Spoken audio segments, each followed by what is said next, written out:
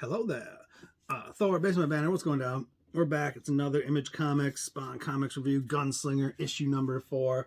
I mean, look at that gorgeous cover there. You got the giant Violator, little mini clowns, and then big GS there in the middle, looking BA as usual.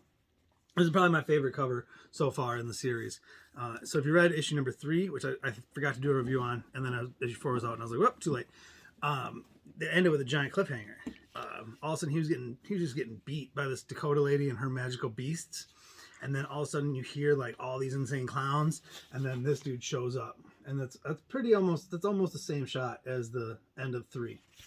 So the clown reemerges with a completely new look, the new leather jacket, just not looking like the mini clowns look like he used to look, right? Like the disgusting. Now he's like a biker clown with chains and stuff of his own and new powers of his own.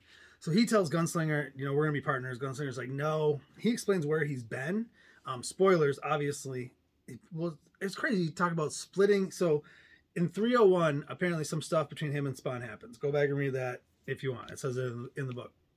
But he splits himself into 2 entities. So now Violator's his own entity, and then the clown's its own entity, and then he's got these mini clowns that are like vicious little animals. They do some crazy stuff. You got to read the stuff that they do. I mean, they're just vicious. They are animalistic, as he says. Just he's not even prepared for. They end up tying him up from a tree at one point. He's all roped up, kind of like the one cover of the Spawn where he's tied up and on hanging from a tree. But so they have Spawn up like that, and he's like, pretty much, you're gonna do a deal with me, because Violator.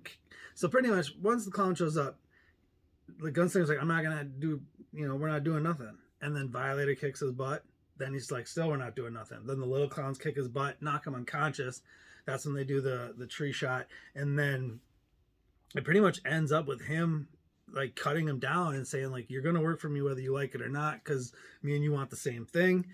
And you're going to need to stab Spawn in the back at some point. Like, just get close to him, and then when the time comes, like, you're a turncoat. And I'm like, oh, I hope he's going to double cross Clown.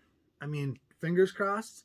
But it was a really good read. I mean, I blew through this thing super fast. I'll be honest. It was like 15 minutes. I'm still working through the compendiums 1 and 2. And I'm like 22 issues through the first compendium.